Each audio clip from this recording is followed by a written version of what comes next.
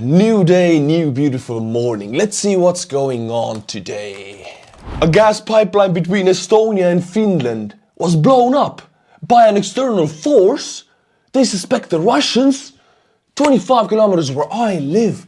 My God. Okay, this is not enough to ruin my great mood. Putin, if you're watching this, I will hack your Minecraft account and I will throw all of your diamonds into lava. Alright. Alright, calm down. I need some good news. What's up in Ukraine?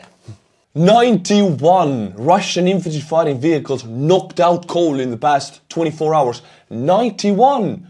Whoop whoop! Yep, that's exactly what I needed. Now we can go on with the video. So much happened, my friends. We're gonna go through everything, every battle, every explosion of the pipeline, everything in this video. So get your popcorn. But before we go, Russian losses of the 10th of October. Yes, yesterday. And there's a reason why I wanna go to yesterday's losses. Because only 7 artillery systems. What the hell, Ukraine? What is the reason behind it? Well, the reason is simple, but it's not what... Fuck, I can't say it. It's not what you... it's so cringe, I can't. Okay, take yourself together. Well, the reason is simple, but it's not what you think. Whew, I did it. See, the weather changes have arrived in southern Ukraine, and most of the Russian artillery losses happen in southern Ukraine. I'm gonna say the weather, I mean extremely strong winds have been there for the past 2 days. That hardens artillery work and drone operators work, because drones are very receptive to wind, so are artillery shells. But doesn't mean that Ukrainians were not able to shoot and hit their targets. No, of course not. They hit, and you can actually calculate and take the wind into account, and the artillery shells still hit. I mean, it's modern Western artillery. But the thing is, Ukraine does not count Russian losses if they're not confirmed visually. And the point here is that they were only able to visually confirm 7 knocked out cold Russian artillery pieces, but there were more. So that is the reason. Why they couldn't visually confirm them? Well, because drones cannot really fly that effectively when it's incredibly strong wind. But now, my friends, we're getting to the juicy parts. 24-hour losses, so 11th of October, 820 Russian personnel knocked out cold. And that is not even the most impressive number. Armored personnel vehicles, 91. So I haven't seen this number for the... I don't even remember when I last time saw a number this high for the duration of this video. Even in the first days of war, it was not higher, I think. Russian commanders yesterday ordered one of the biggest assault operations they have done in Ukraine. It happened in eastern and northern front, near the Donetsk and Kupiansk areas, and we'll go through the battles one by one later. But now I just have to do a reenactment of the Russian commander mind process, how this attack happened. My commander, wind is very strong. We must attack now, because when you shoot at direction of wind carry bullets straight to your enemy. My babushka told me when I was baby. Ты Иван, козёл, блядь. Alright, you go attack. Others, stay here. Ivan, пошёл нахуй. Так точно, командир. And this is how 820 Russian personnel was knocked out cold. Now, my friends, let's zoom into the first battle where Russians used incredibly high forces, up to 3 battalions with armored vehicles. This is the Donetsk city, and to the north of it is Avdiivka, Ukrainian strongpoint that has been holding out for the duration of this war. Actually, as you can see, it is almost surrounded. And yesterday, the spokesperson for Ukrainian General Staff, Andriy Kovalev, reported that Russians with a force of up to 3 battalions and armored vehicles launched the biggest ground offensive operation we have seen in the last 6 months in the area of Avdiivka. And you know what's the craziest part? The craziest part is that they did not change any positions. Ukrainians were able to hold. But why did the Russians decide to attack now? Well, we have reports from the Russian command structure that there are huge logistical issues for the Russian army grouping in the southern front, and they need relievement. Ukrainians have been pounding Russian artillery and logistical change in the southern front, so Russians are unable to commence any large-scale offensive operations in the south, meaning they now have to do it in the north and east, because there Russian railways and logistical network works better, meaning they can do these big grand-scale Ura assault operations. And the goal of attacking Avdiivka with such high forces was to lure Ukrainian reinforcements into the area away from the southern front to relieve the southern Russian army group. It actually makes sense if it would succeed. But that's not it. In addition to the 91 Russian infantry fighting vehicles knocked out cold, and there's plenty of video evidence to confirm all of these numbers, Russian fighter Su-25 was shot down in the vicinity of Avdiivka. I know what you're thinking. Is Artur going to do a reenactment of how this Su-25 is going to be shot down? No, my friends, I am not going to do it. Now let's take a very specific battle with very specific drone footage showing the actual physical Russian armored convoy moving in. I'll zoom into it. Vodiane, this frontal settlement right here, a few clicks from Donetsk airport. So my friends, here we have the settlement of Vodiane. And pay attention to these water bodies, because we will use these water bodies to geolocate this drone footage. See, Russian armored convoy was driving on this road north, passing these water bodies right here near the settlement of Vodiane. And now I will do a reenactment. What happened exactly in between of these two water bodies? Get your popcorn. Driving my convoy, going to the front. No hand, no two hand. Hey, commander, look, we're driving without hands. You suka. Ой, Вандик, изёль, блядь, нахуй, толба up. Everybody else, leave him, we go now. Leave Ivan. Hey, I'm not making this up. We have drone footage to confirm this stuff. So before Russians even reached Ukrainian fire, of course, all of these tanks were destroyed. We have confirmations of that. They already lost Ivan to one of those water bodies. My condolences go out to the water body for having Ivan with them now. Now another report comes from the southern front, another battle, and there are many of those today, my friends. Bear with me, we'll go through one by one before we even get to the Estonian pipeline being blown up. I mean, it's so close, I could almost yell or throw a stone at the location. 25 clicks from where I'm physically right now.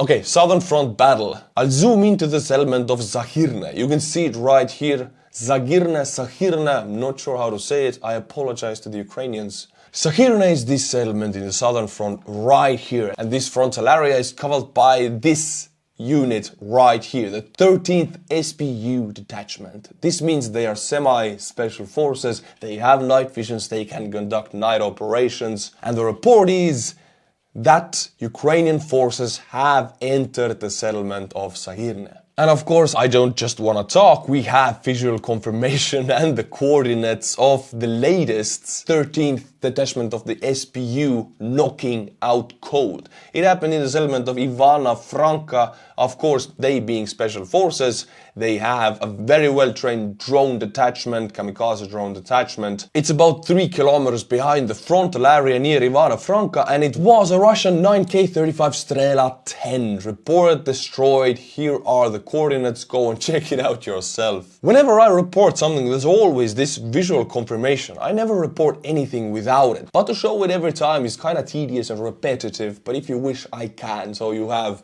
more feeling of everything confirmed, you see the coordinates and you can go and check it out yourself. I will once again zoom into the location for you to sum it up. The 13th SPU detachment entered by the reports to the settlement of Zahirne, and before that they knocked out cold a Russian anti-air defense system in Ivana Franka. Love the name of the settlement. Now, my friends, we get to the pipeline. The pipeline that supplies gas to my home country, Estonia. I have a home that is gas heated. So this gas in my home comes from this pipeline, and it was blown up by the Russians. That's what I think, at least. Let's go through the information. The Finnish Coast Guard yesterday found a leak in the pipeline Baltic connector that connects Estonia and Finland, two-way pipeline transporting LNG from the Finnish terminal to Estonia, Latvia and Lithuania, also connects Finland to Latvian and Lithuanian gas storage facilities. So it's a very important northern-southern gas route in the eastern northern Europe, because most pipelines were moving towards Russia. Well, now we have built these northern-southern pipelines to connect the Baltic states and Finland and disconnect from the Russians. Of course, the Russians don't like this because this gas doesn't come from them. It's an LNG coming from the ships, from Qatar and from other LNG exporting countries. On Sunday, the pressure in the gas pipeline started to drop. Both countries, Estonia and Finland, noticed something very suspicious. Also, the Norwegian seismic detection devices noticed a mini earthquake, a very small vibration in the pipeline area, hinting that it could have been an explosion. Now, this pipeline is a direct answer and result of Estonia and Finland disconnecting from Russian natural gas and connecting more to European sources and LNG sources coming from outside of Russian influence. Commander of the Estonian Navy, Jüri Saksa, commented that not only the pipeline was damaged, but also an Estonian-Finland Telecom cable was damaged. This is an underwater internet and telephone cable, extremely vital and important, and if you're going to sabotage one of these two countries, that is the place you would hit. In the area right now, there is a Finnish hydrographic survey vessel that is inspecting the area of the explosion of the Baltic connector, and there's also a small warship in the area.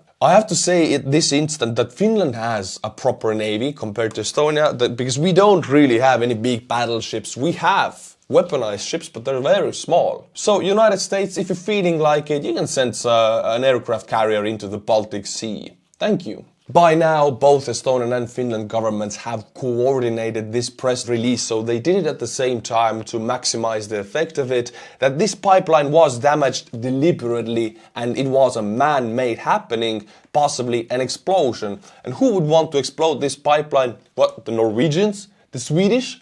The Danish people? No, the Russians. It was the Russians. I'm gonna call it. And this pissed off the Finnish people. You don't want to piss off the Finnish people. It pissed them off so much that they actually yesterday announced an additional military aid packet to Ukraine in the sum of $92 million. Sorry, euros actually. Way to go, Finland. And 92 million for the United States, it's what, one day, another 90 million. For Finland, this is a big, huge amount.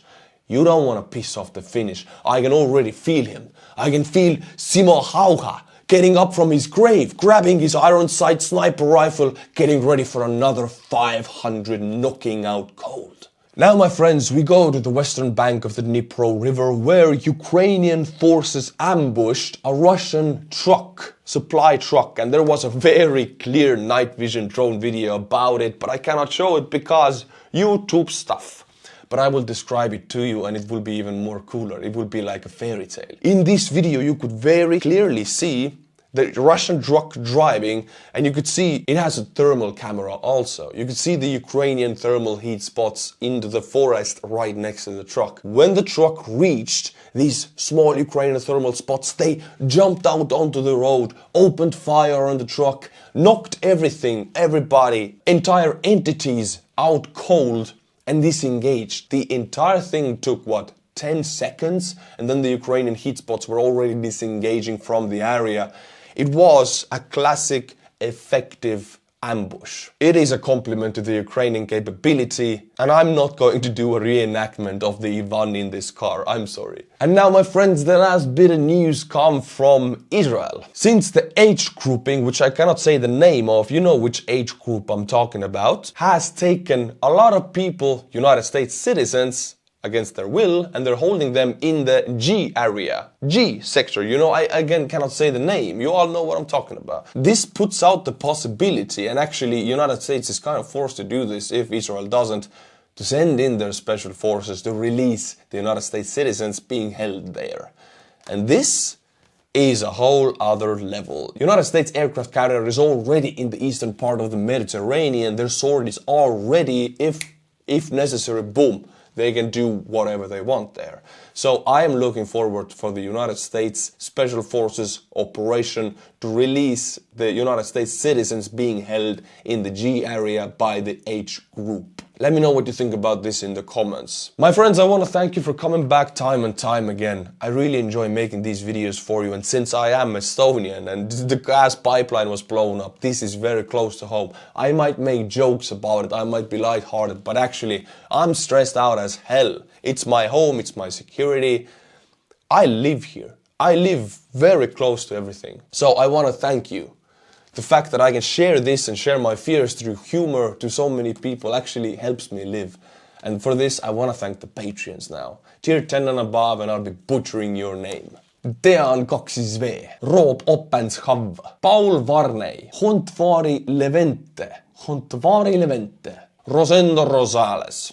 Thank you to each and every one of you for supporting the channel. If you like my channel, you know what to do. Also, check out my Instagram because the video about Israel I made, it's gone. It's gone from YouTube, and I bitched about it in my Instagram, so go and listen to that. Oh, it's in Estonian, I forgot. Not the Instagram, but that video. I'll see you in my Instagram. Anyway, until my next update, which will be tomorrow. Slava Ukraini, my friends, and bye-bye.